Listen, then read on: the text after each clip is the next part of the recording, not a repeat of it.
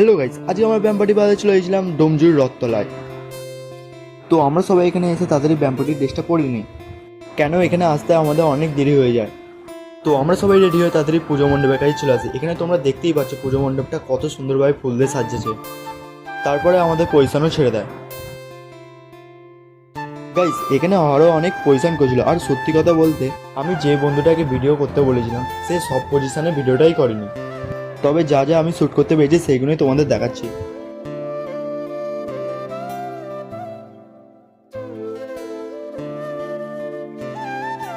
এরপর আমাদের রক্ষাকালী মাকে নিয়ে আসাও হয়ে যায়। তারপর মায়ের মণ্ডপের কাছে আমরা ব্যাম্পাটি বাজানোটাও দেখতে দিই।